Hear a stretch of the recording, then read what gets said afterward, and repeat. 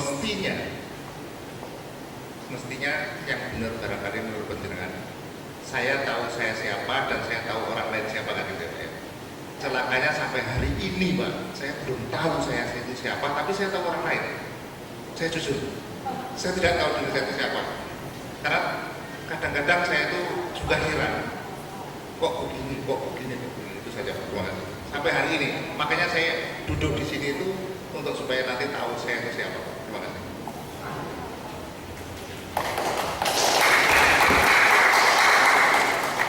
Ada yang lain? Loh ini untuk kita dari kita loh ya. Monggo.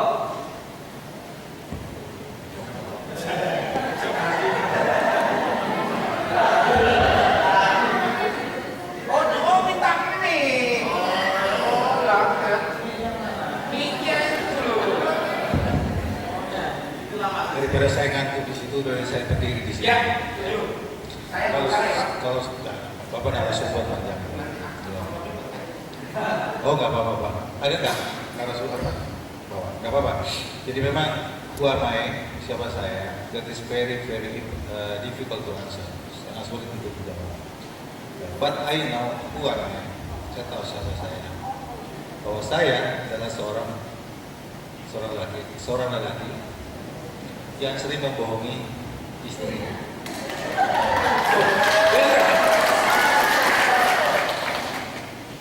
Itu. Jangan dicatat ya. Jadi sering kita seorang lelaki ya, kebohongan satu ditutup dengan kebohongan yang lain. Dari hari ke hari, dari minggu ke minggu, dari bulan ke bulan, dari tahun ke tahun. Jadi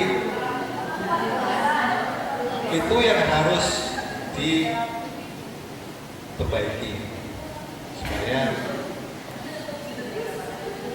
kita itu tidak melakukan lagi kebohongan baik terhadap istri kita, anak kita, teman kita, dan diri kita. Terima kasih. Matur nuwun. Terima kasih. Ternyata Pak Deku nggak ngantuk ternyata. Kelihatannya dia ngantuk. Ya. Ada yang lain.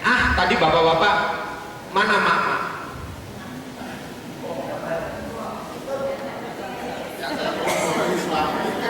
Kata orang-orang manis, tapi waktu saya berkata ternyata manis juga. Kemudian baik hati, tidak sombong, tapi hati tenang. Tidak bagi-bagi.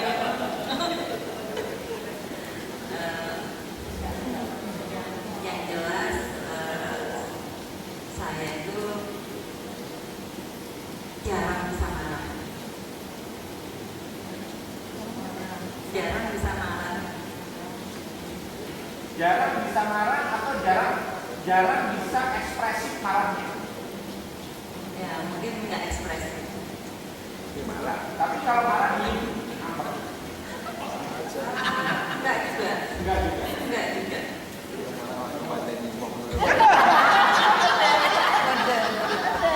Thank you. Ada lagi, monggo.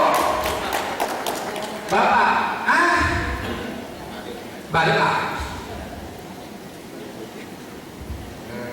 Kalau ditanya siapa saya itu indikator banyak sekali.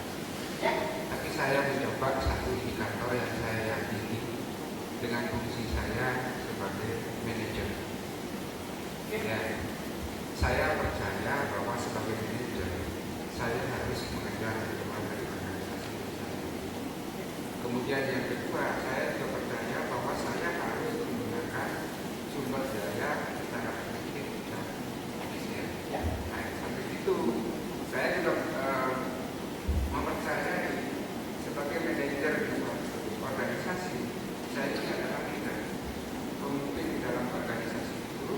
Kemudian saya ini adalah komunikator yang menjalin komunikasi di dalam organisasi. Dan yang terakhir sekali yang paling sulit adalah saya yang akan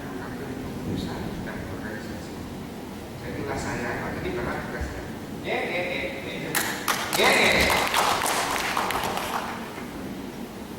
Berarti sebagian sudah tahu who am I. Awalnya sinten kula. Ada yang bilang kula sinten karena dia nggak tahu. Tapi yang paling utama dari sinten itu, who am I? Siapa saya? Kalau kita tadi bercerita, kalau Pak Putut sampaikan, jadi kita biasanya itu memposisikan kita posisi di mana ketika kita mau mengidentifikasi ini siapa. Ketika saya di rumah, berarti saya seorang ibu rumah tangga. Saya akan memposisikan bahwa saya adalah seorang ibu rumah tangga. Tetapi barangkali ketika di sini, ketika saya ditanya, ibu itu siapa? Saya siapa? Saya adalah stafnya Pak Kepala Dinas. Jadi memang cukup luas ya, berbeda-beda. Tapi kita ketika kita merenung sendiri, mungkin tanya saya siapa? Saya adalah Allah. Ya, yang akan nanti apa namanya mencari cara untuk mengajarnya. Saya kira seperti itu. Jadi kalau ditanya saya siapa, saya nggak tahu itu, saya kira ya tahu ya sebetulnya. Cuman kita mengekspresikan pas di mana yang pas. Terima kasih. terima kasih Bu. Applause dong untuk beliau. Setidaknya kita tahu yang sebenarnya adalah Anda tahu, tetapi kadang-kadang Anda tidak mau tahu, dan Anda kadang-kadang tetap kembali pada hidup di dalam jaket seseorang. Anda hidup dalam jaket Anda sendiri.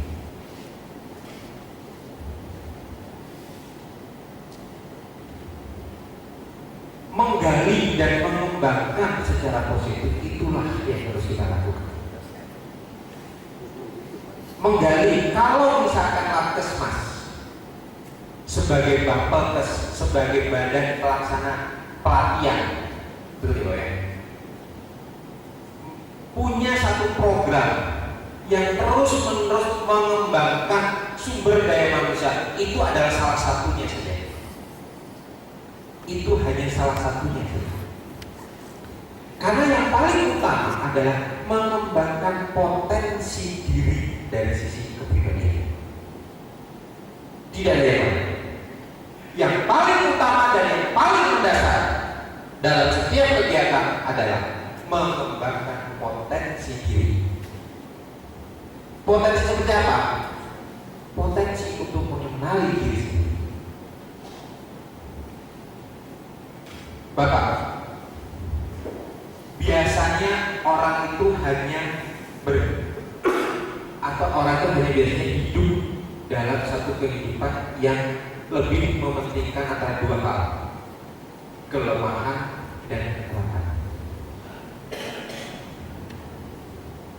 Tetapi sebagian besar yang ada di lingkungan kita adalah mereka yang hidup dan selalu hidup dalam mengedepankan kelemahan. Tadi yang saya sampaikan. Kenapa kok aku? Kenapa kok saya? Sering kita dengar bahwa kita atau orang-orang di sekitar kita pada saat kita ditanya, Bapak, kamu bisa nggak untuk menemani saya? Pak, saya ini cuma lulusan. Saya ini orang yang ada di lingkungan kurang. Saya orang yang saya merasa seperti ini, saya kurang dan sebagainya. Hanya kehidupan dan kelemahan sajalah yang menjadi dan yang dikedepankan oleh orang-orang.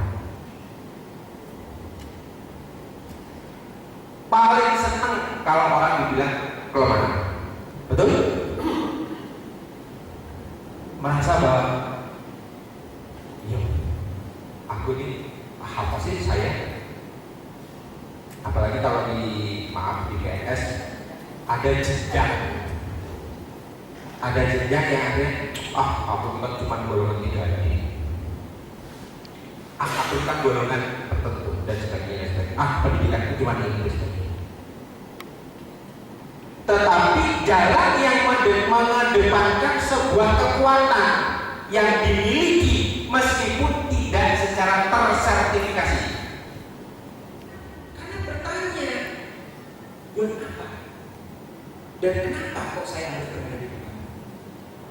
Bapak dan Ibu mempunyai kekuatan kepribadian yang saya harus bisa. Itulah Bapak dan Ibu. Terima kasih.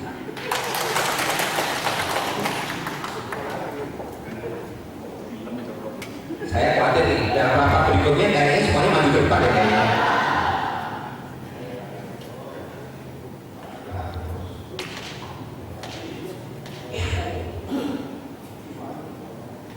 Maju loh.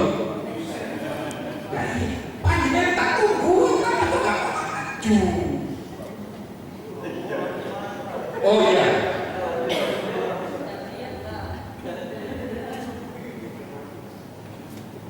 Itulah salah satu yang paling utama dari sebuah kepribadian. Dan yang paling mendasar adalah siapa saya. Karena yang terjadi, maaf, sekali lagi saya maaf, di lingkungan teman-teman yang ada senior lah mungkin di lingkungan senior yang sekarang pun masih terbentuk culture, masih terbentuk budaya untuk sungkan berpendapat, sungkan mengutarakan, sungkan untuk mengedepankan saya punya ini. Oh,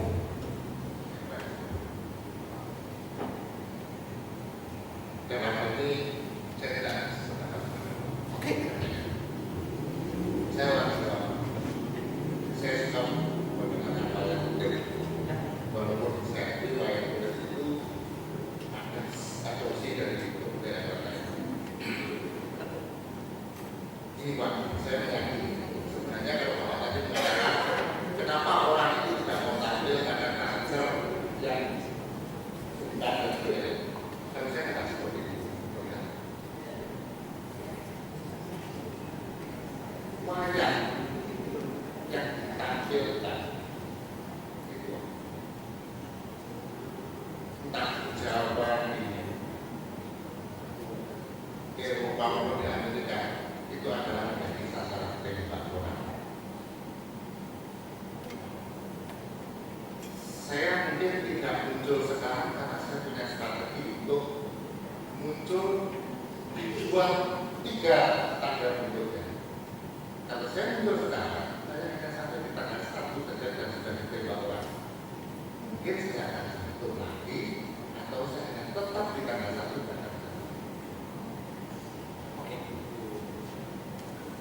Sekarang kita jawab siapa saya. Saya sejujurnya saya tidak tahu siapa saya. Tetapi dari informasi yang belakangnya kepada itu, sekarang saya berani memberanikan di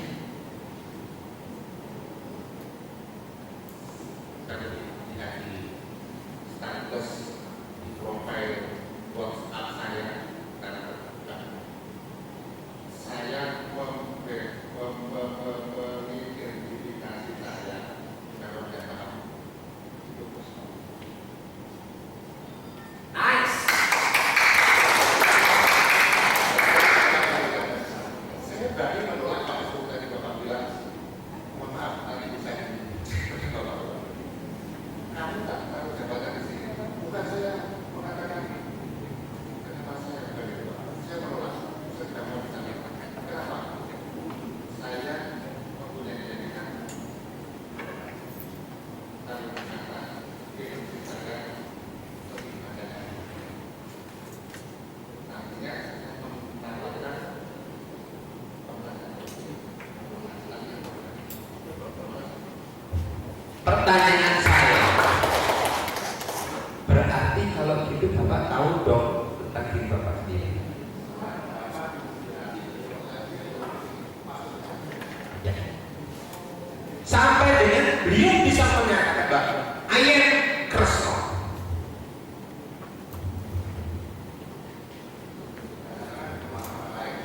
berdasarkan orangnya. Berarti yang nomor 2 pun terkena. Tanyalah pada orang yang terdekat di sisi kanan. Pada waktu saya pertama kali ditempatkan satu daerah, nama saya di saya mana ya? Di situ sudah maaf. Apa Pak Dik?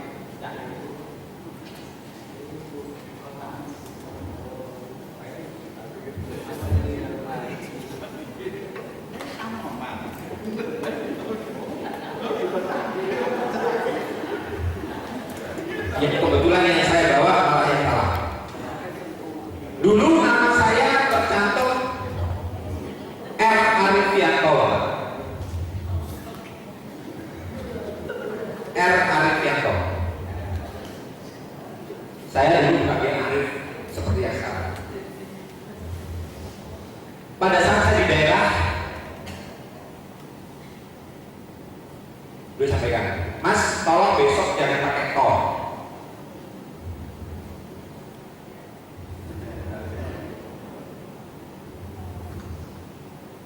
Saya bertanya pada waktu itu, kenapa Bapak?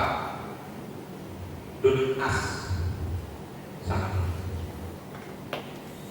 Akhirnya nama saya malam itu berubah menjadi Rahmat AR. Ini yang saya pakai. Padahal menurut saya Bapak, pada geli Pak dipanggil Rahmat. Mat, kamu mat sholat. Mat beca, mat. Tapi ternyata bahwa saya merasakan bahwa pada saat seseorang memanggil saya Rahmat, banyak doa dan banyak harapan.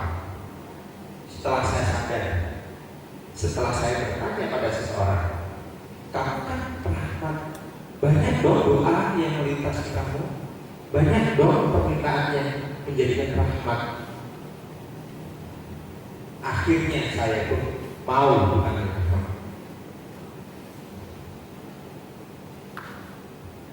Seperti itulah pada saat saya bercerita kepada orang lain tentang bagaimana diri saya memahami orang lain. Seperti yang disampaikan, pada saat kita berhadapan dengan seseorang, ada mungkin yang bisa menjadi volunteer. Bapak yang saya bisa ke depan dengan Pak Sis, Pak R. Enggak. Kalau Pak. Begitu saya mau hipnotis, kena kumisnya balik. Pada saat saya bertemu dengan Pak R, saya harus mengetahui siapa orang yang di depan saya. Kenapa saya harus mengetahui Pak R? Kenapa saya harus mengetahui sifat dasar dan sikap yang ada pada Pak R? Apa yang saya lakukan?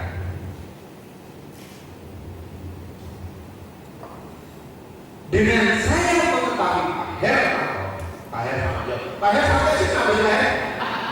Bukan bau. Dengan saya mengetahui dan memahami Pak Hermanto, saya bisa meminta dan saya bisa banyak berharap dari apa yang saya sampaikan pada Pak Hermanto dan Pak Her yang akan menjalankan semuanya. Beda pada saat saya betul-betul berharap bahwa Pak Her memahami saya. Apa yang terjadi? Pak Her, besok pagi Bapak bangun ruang. Ya Pak. Kalau besok jam 6 ikut saya ke Surabaya mau? Harus mau dong. Bapak ngapain sih jadi bikin saya? Dari itu nggak bisa. Pada saat saya mencoba, Pak Her,